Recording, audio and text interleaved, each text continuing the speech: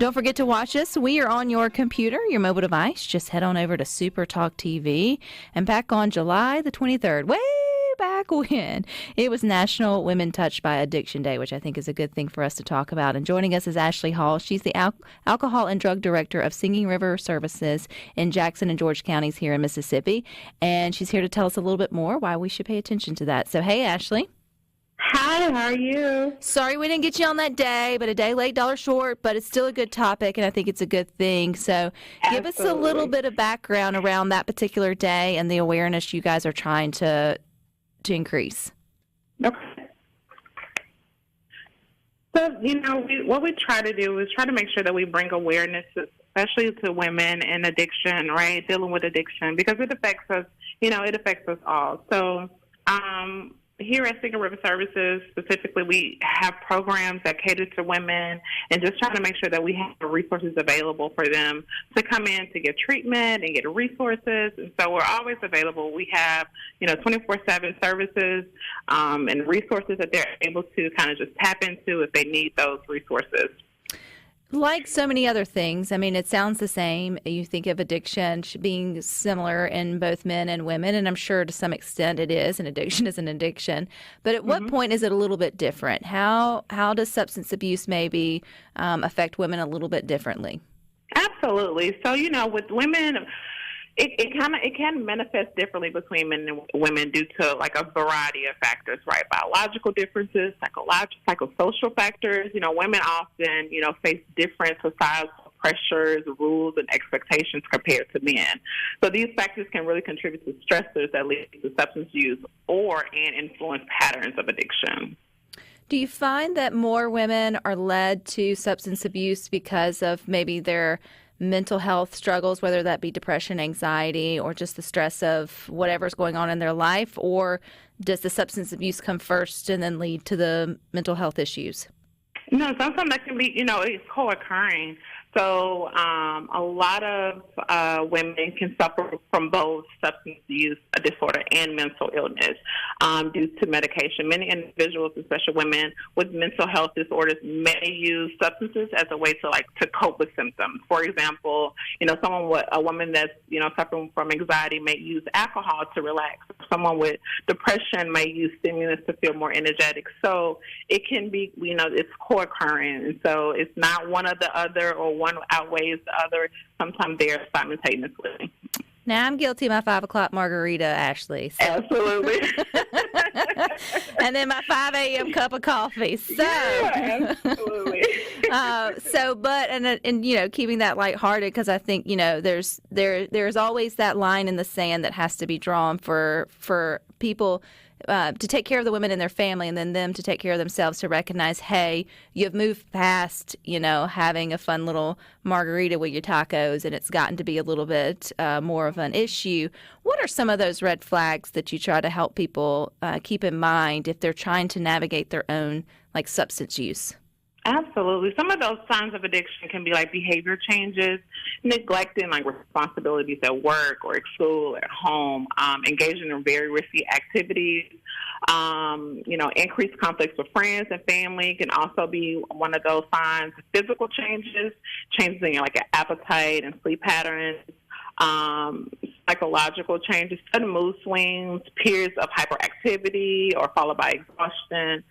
So it's so many signs that you can see, but especially when it starts to impact your daily life, that's when, you might need to kind of take a beat. Wait, I need something. I need to do something. I need to do something to kind of try to combat all this. So, if it's impacting your daily life, continue to use despite knowing it's causing, physical and psychological problems. You start to abandon some of those social and occupational activities that you're used to doing. I know, too, Ashley, for some women, they think that seeking help will require them to be removed from their families or from their children or, taking time.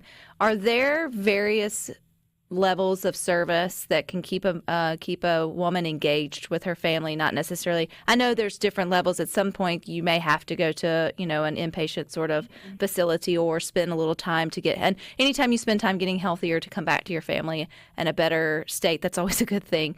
But just for those that may think I'm not going to leave my family, there's still help that Right. can be gotten.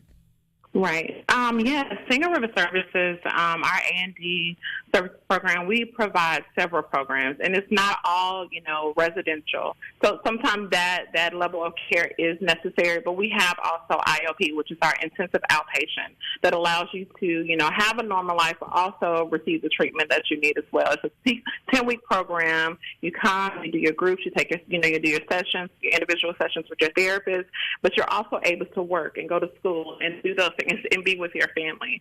And so we do offer those, not so intensive inpatient services, but we have those outpatient IOP, we have aftercare, we have co-occurring for our outpatient clients that they just want to come in and, speak with someone.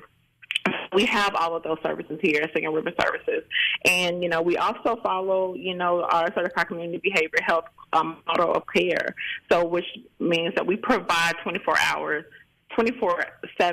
services that you're able to kind of tap into. And if you need it, our crisis line is open.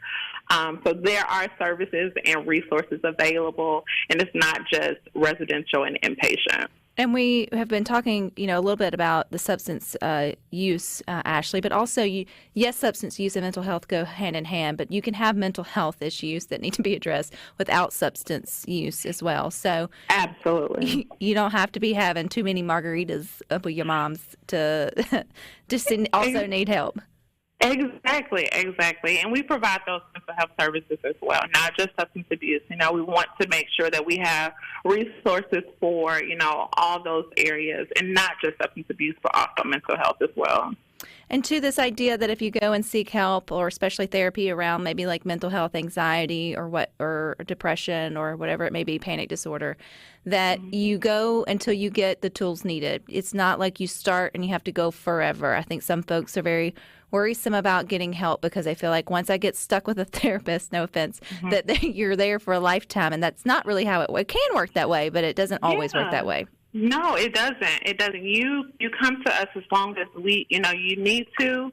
And then, and the great thing about the services that we provide is we work with you, right? We work with you to develop your treatment plan. We plan for discharge upon admission. So this is not forever, right? Now, if you need us forever, of course, we're here. We're here for you. But we plan for discharge upon admission. And so that just means that there is an exit. There is a way, there's a light at the end of the tunnel for you. This is not a forever thing. But we are here if you need us forever. How can people find more information, Ashley? How can they? And we're highlighting women, but also I'm assuming y'all also treat men as well. Absolutely. So the number one step is to go on our website. It's singerriverservices.org. There you can find a list of all the services that we provide, how to get in contact with us. And also you can just drop by. You can drop by our central location, which is in Goshen, and you can drop by the A&D services program that's in Pascagoula. Doors are always open. If you need to come by just to speak or, just see what services that we provide in person, you're able to do that. But your number one stop will be our website, which is singerriverservices.org. Do you also offer telehealth for mental health? Yes, we do. That is the services and resource that we provide as well. All that can be found on our website.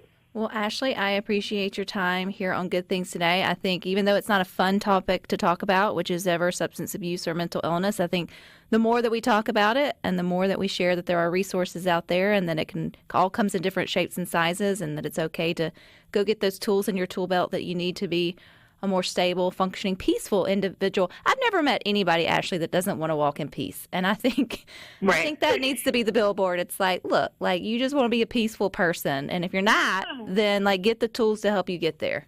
Absolutely. I totally agree, Rebecca. And thank you so much for having me. Absolutely. There you go. No shame in your game if you need a little help when it comes to your mental health or substance use disorder.